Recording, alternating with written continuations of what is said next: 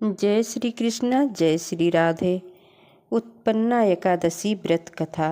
नारद जी ने पूछा, महादेव जी, महाद्वादशी का उत्तम व्रत कैसा होता है? सर्वेश्वर प्रभु, उसके व्रत से जो कुछ भी फल प्राप्त होता है उसे बताने की कृपा कीजिए। महादेव जी ने कहा, ब्राह्मण, यह एकादशी महान पुण्य फल को देने वाली है। श्रेष्ठ मुनियों को भी इसका अनुष्ठान करना चाहिए। विशेष विशेष नक्षत्रों का योग होने पर यह तिथि जया, विजया, जयंती तथा पापनाशनी इन 4 नामों से विख्यात होती है। ये सभी पापों का नाश करने वाली है। इनका व्रत अवश्य करना चाहिए। जब शुक्ल पक्ष की एकादशी को पुनर्वस नक्षत्र होता है, वह उत्तम तिथि जया कहलाती है।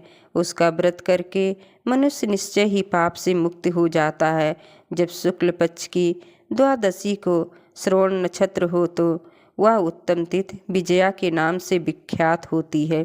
इसमें किया हुआ दान और ब्राह्मणों को भोजन सहस्त्र गुना फल देने वाला है तथा होम और उपवास तो सहस्त्र गुना से भी अधिक फल देता है। जब शुक्ल पक्ष की द्वादशी को रोहिणी नक्षत्र हो तो वह तिथि जयंती कहलाती है। वह सब पापों को हरने वाली है। उस तिथि को पूजित होने पर भगवान गोविंद निश्चय ही मनुष्य के सब पापों को धो डालते हैं। जब कभी शुक्ल पक्ष की द्वादशी को पुष्य नक्षत्र हो तो वह महापुण्यमयी पापनाशनी तिथि कहलाती है। जो 1 वर्ष तक प्रतिदिन 1 प्रस्त तिल दान करता है तथा जो केवल पापनाशनी एकादशी को उपवास करता है, उन दोनों का पुण्य समान होता है। उस तिथि को पूजित होने पर संसार के स्वामी सर्वेश्वर श्री हरि संतुष्ट होते हैं तथा प्रत्यक्ष दर्शन भी देते हैं। उस दिन प्रत्येक पुण्य कर्म का अनंत फल माना गया है।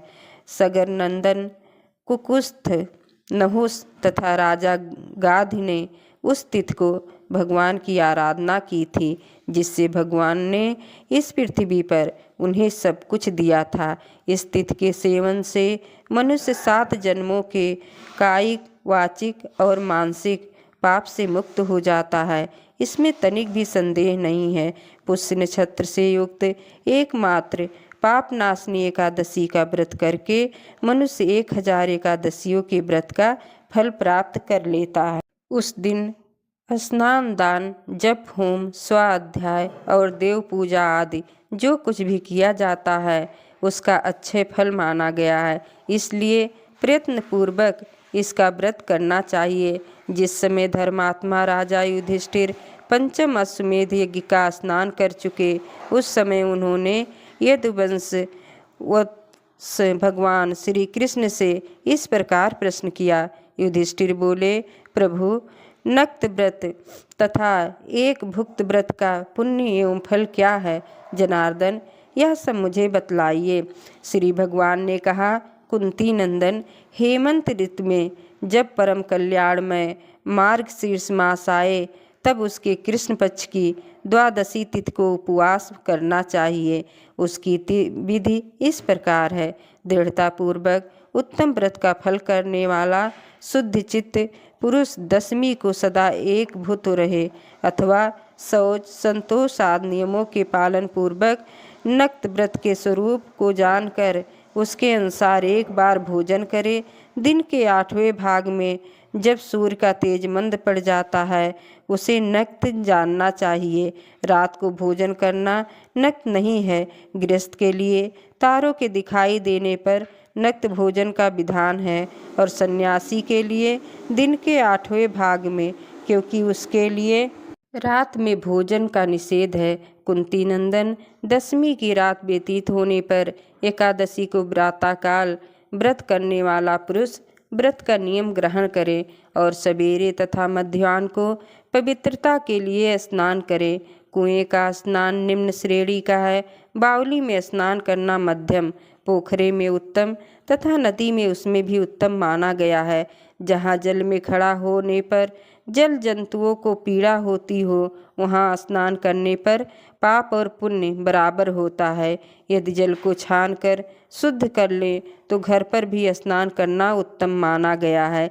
इसलिए पांडव श्रेष्ठ घर पर उक्त विधि से स्नान करे। स्नान के पहले मंत्र को पढ़कर शरीर में मृत्तिका लगा ले। वसुंधरे, तुम्हारे ऊपर अश्व और रथ चला करते हैं।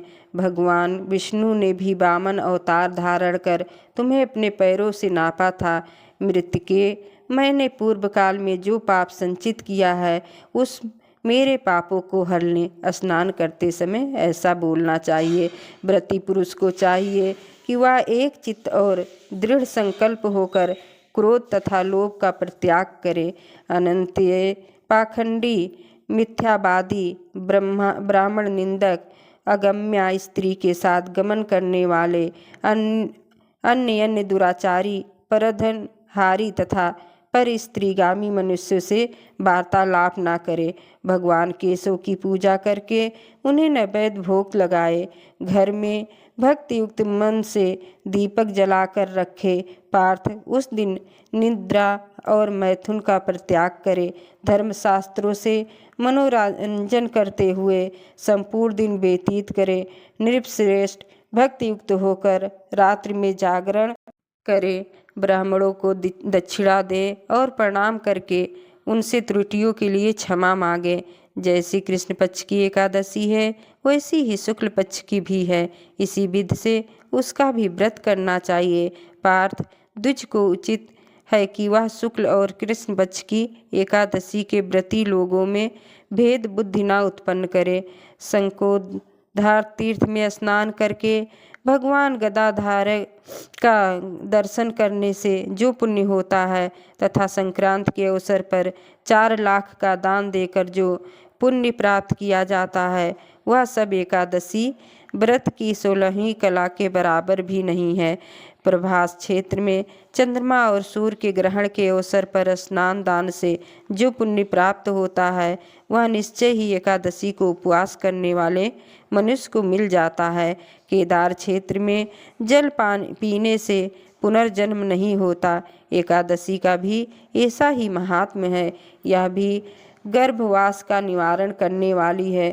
पृथ्वी पर अश्वमेध यज्ञ का जो फल होता है उससे 100 गुना अधिक फल एकादशी व्रत करने वालों को मिलता है। जिसके घर में तपस्वी एवं श्रेष्ठ ब्राह्मण भोजन करते हैं उसको जिस फल की प्राप्त होती है वह एकादशी व्रत करने वाले को भी अवश्य मिलता है। वेदांगों के पारगामी विद्वान ब्राह्मण को सहस्र गोदान करने से जो पुण्य होता है उससे 100 गुना पुण्य एकादशी व्रत करने वाले को प्राप्त होता है। इस प्रकार व्रती को वह पुण्य प्राप्त होता है जो देवताओं के लिए भी दुर्लभ है। रात को भोजन कर लेने पर उससे आधा पुण्य प्राप्त होता है तथा दिन में एक बार भोजन करने से देहधारियों को नक्त भोजन का आधा फल मिलता है। जीव जब तक भगवान विष्णु के प्रिय दिवस एकादशी को उपवास नहीं करता तभी तक तीर्थ दान और नियम अपने महत्व की गर्जना करते हैं। इसलिए पांडव श्रेष्ठ, तुम इस व्रत का अनुष्ठान करो। कुंती नंदन, यह गोपनीय एवं उत्तम व्रत है जिसका मैंने तुमसे वर्णन किया है। हजारों यज्ञों का अनुष्ठान भी एकादशी व्रत की तुलना नहीं कर सकता। युधिष्ठिर ने पूछा, भगवान, पुण्यमयी एकादशी तिथि कैसे उत्पन्न हुई? इस संसार में क्यों पवित्र मानी गई तथा देवताओं को कैसे प्रिय हुए? श्री भगवान बोले, कुंती नंदन, प्राचीन समय की बात है। सतयुग में मुर नामक दानव रहता था। वह बड़ा ही अद्भुत, अत्यंत रौद्र तथा संपूर्ण देवताओं के लिए भयंकर था। उस काल रूपधारी दुरात्मा महाअसुर इंद्र को भी जीत लिया था। संपूर्ण देवता उससे परास्त होकर स्वर्ग से निकाले जा चुके थे और शंकित तथा भयभीत होकर पृथ्वी पर विचरा करते थे। एक दिन जब देवता महादेव जी के पास गए, वहाँ इंद्र ने भगवान शिव के आगे सारा हाल कह सुनाया। इंद्र बोले, महेश्वर, यह देवता स्वर्गलोक से भ्रष्ट होकर पृथ्वी पर विचर रहे हैं। मनुष्य में रहकर इनकी शोभा नहीं होती। देव कोई उपाय बतलाइए। देवता इस किसका सहारा ले। महादेव जी ने कहा, देवराज, जहाँ सबको शरण देने वाले, सबकी रक्षा में तत्पर रहने वाले जगत के स्वामी भगवान गरुड़ ध्वज विराजमान हैं, वहाँ जाओ, वह तुम लोगों की रक्षा करेंगे। भगवान श्री कृष्ण कहते हैं, युधिष्ठिर, महादेव जी की बात सुनकर परम बुद्धिमान देवराज इंद्र संपूर्ण देवताओं के साथ वहाँ गए। भगवान गदाधर क्षीर सागर में जल में सो रहे थे। उनका दर्शन करके इंद्र ने हाथ जोड़कर स्तुति आरंभ की। इंद्र बोले, देवेश्वर, आपको नमस्कार है। देवता और दानव दोनों ही आपकी वंदना करते हैं। पुंडरीकाक्ष, आप दैत्यों के शत्रु हैं। मधुसूदन, हम लोगों की रक्षा कीजिए। जगन्नाथ, संपूर्ण देवता मुर नामक दानों से भयभीत होकर आपकी शरण में आए हैं। भक्तवत्सल, हमें बचाइए। देवेश्वर, हमें बचाइए। जनार्दन, हमारी रक्षा कीजिए, रक्षा कीजिए। दानवों का विनाश करने वाले कमल नयन, हमारी रक्षा कीजिए। प्रभु, हम सब लोग आपके समीप आए हैं, आपकी ही शरण में आ पड़े हैं। भगवान, शरण में आए हुए देवताओं की सहायता कीजिए। देव, आप ही पति, आप ही मति, आप ही कर्ता और आप ही कारण हैं। आप ही सब लोगों की माता और आप ही इस जगत के पिता हैं। भगवान देव देवेश्वर, शरणागत वत्सल देवता भयभीत होकर आपकी शरण में आए हैं।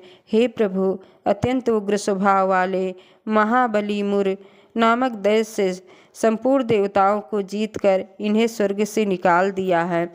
इंद्र की बात सुनकर भगवान विष्णु बोले, देवराज, वह दानव कैसा है, किसका रूप और बल कैसा है तथा उस दुष्ट के रहने का स्थान कहाँ है। इंद्र बोले, देवेश्वर, पूर्व काल में ब्रह्मा जी के वंश में तालजंग नामक एक महान असुर उत्पन्न हुआ था, जो अत्यंत भयंकर था। उसका पुत्र मुर दानव के नाम से विख्यात हुआ।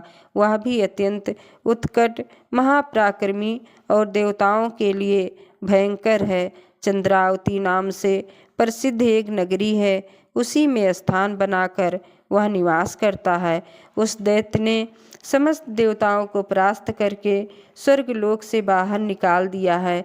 उसने एक दूसरे ही इंद्र को स्वर्ग के सिंहासन पर बैठाया है। अग्नि, चंद्रमा, सूर्य, वायु तथा वरुण भी उसने दूसरे ही बनाए हैं। जनार्दन, मैं सच्ची बात बता रहा हूँ, उसने सब कोई दूसरे ही कर लिए हैं। देवताओं को तो उसने प्रत्येक स्थान से वंचित कर दिया है। इंद्र का कथन सुनकर भगवान जनार्दन को बड़ा क्रोध हुआ। वह देवताओं को साथ लेकर चंद्रावतीपुरी में गए। देवताओं ने देखा दैत्यराज बारंबार गर्जना कर रहा है। उससे परास्त होकर संपूर्ण देवता दसों दिशाओं में भाग गए। अब वह दानव भगवान विष्णु को देखकर बोला, खड़ा रह, खड़ा रह। उसकी ललकार सुनकर भगवान के नेत्र क्रोध से लाल हो गए।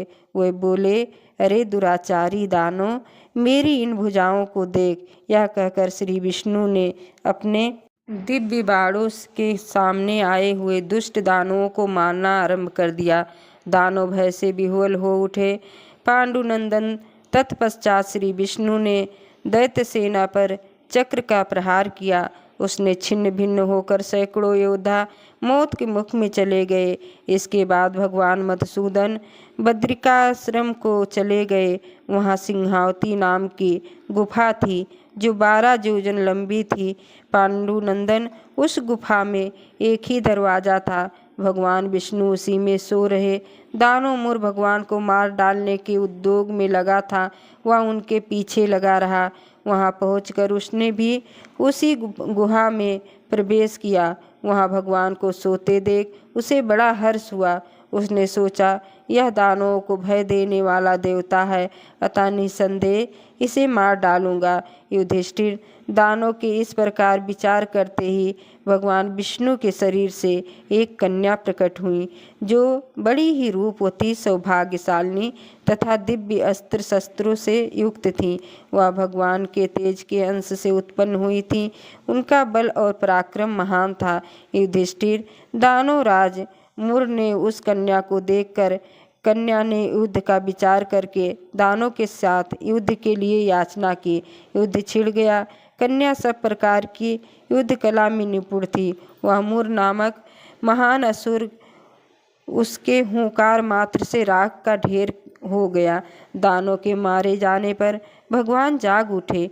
उन्होंने दानों को धरती पर पड़ा देख पूछा, मेरा यह शत्रु अत्यंत उग्र और भयंकर था, किसने इसका वध किया? कन्या बोली, स्वामी, आपके ही प्रसाद से मैंने इस महादैत्य का वध किया है। श्री भगवान ने कहा, कल्याणी, तुम्हारे इस कर्म से तीनों लोकों के मुनि और देवता आनंदित हुए हैं, अतः तुम्हारे मन में जैसी रुचि हो उसके अनुसार मुझसे कोई वर मांगो। देव दुर्लभ होने पर भी वह वर मैं तुम्हें दूंगा, इसमें तनिक भी संदेह नहीं है। वह कन्या साक्षात एकादशी ही थी।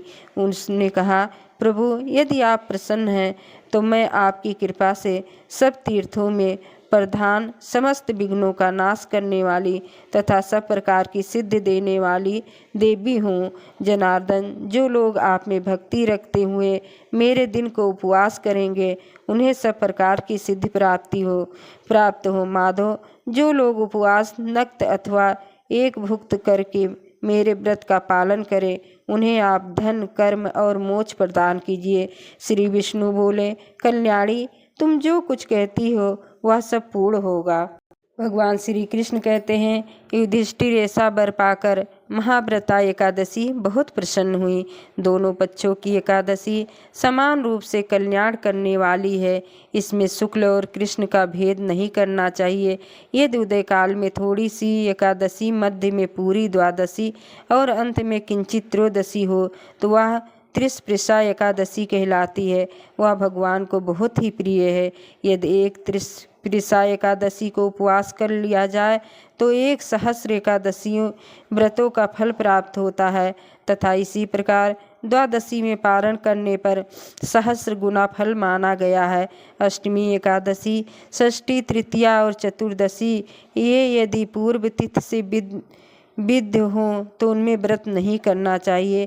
परिवर्तनीय तिथि से युक्त होने पर भी इनमें उपवास का विधान है। पहले दिन में और रात में भी एकादशी हो तो दूसरे दिन केवल प्रातः काल एक दंड एकादशी रहे तो पहली तिथि का परित्याग करके दूसरे दिन की द्वादशी युक्त एकादशी को ही उपवास करना चाहिए। यह विधि मैंने दोनों पक्ष की एकादशी के लिए बताई। जो मनुष्य एकादशी को उपवास करता है वह वैकुंठ धाम में, जहाँ साक्षात भगवान गरुड़ ध्वज विराजमान है, जाता है। जो मानो हर समय एकादशी के महात्म का पाठ करता है उसे सहस्र गोदानों के पुण्य का फल प्राप्त होता है। जो दिन या रात में भक्तिपूर्वक इस महात्मा का श्रवण करते हैं वह निसंदेह ब्रह्म हत्या आदि पापों से मुक्त हो जाते हैं। एकादशी के समान पापनाशक व्रत दूसरा कोई नहीं है। जय श्री हरि।